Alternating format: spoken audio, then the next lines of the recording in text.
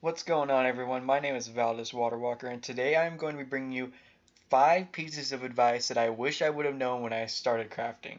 So, now that I have some experience and time, and I realize what is necessary when it comes to crafting in Wizard 101, there are some things that I wish I would have known way beforehand. That way I wouldn't have made mistakes, but later on, the mistakes that I had made ultimately led to me having to go back, redoing a bunch of stuff, to finally get where I am, to be able to craft things like this house, the gears, all the essentials that everyone likes in the game, but I didn't get around to it as fast as other people did because I made a lot of mistakes when it came to reagents, when it came to farming, and I would like to give you guys some advice when it comes to that stuff because if I would have known beforehand, I might have been able to save myself some time and some steps. So I hope you guys enjoy this video, and if you do, make sure you leave a like, subscribe to my channel, and share with your friends, especially if they have no clue what they're doing with crafting, or maybe you find this advice pretty good for yourself or for someone else and you would like to share that. I would really appreciate that.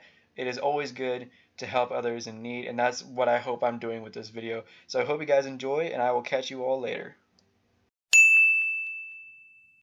I can't tell you how many times I find players that don't have their crafting levels up to date to whatever their wizard's level is.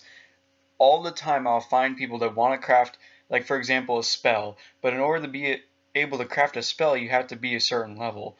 Well, they haven't even done crafting at all yet. So there's the first problem, because if you would have kept it up to date in the first place, you would have been at a point where you could have been able to craft something that you would have wanted to later on in the game that you weren't able to in the beginning. So the best thing about that too is if you keep it updated, every world has reagents in it that are specific towards the crafting recipes that you find with that level. So if you keep it up to date, it'll be a lot easier than having to go back and do it all over again, like a lot of people have to. This was personally something that I didn't know until way later, and I wish I would have known, but for some reason I thought that the best place to get reagents period was the bazaar, and that is so not true.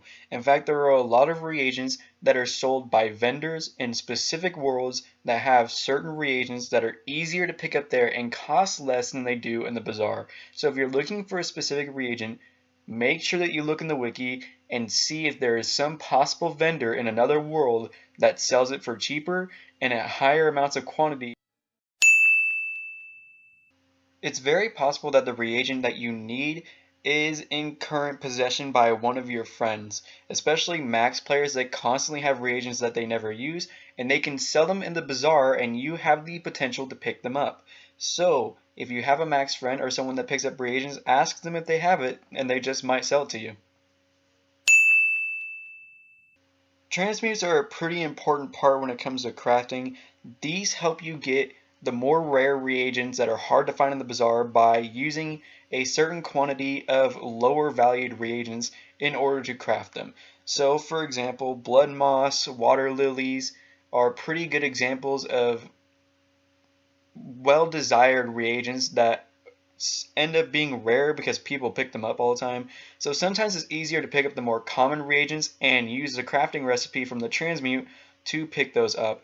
In fact, there are a lot of times where I don't have the rare reagent that I'm looking for, but there are a ton of the common reagents required to get the transmute, so try that out.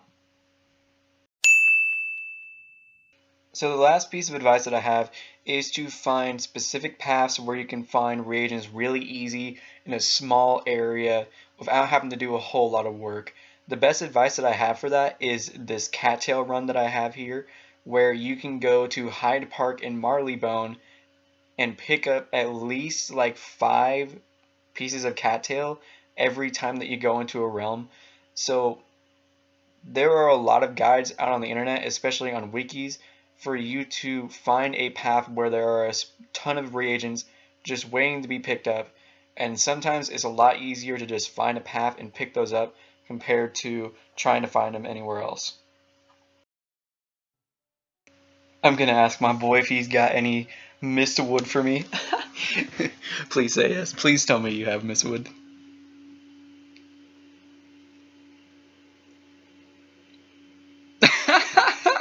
That's my boy.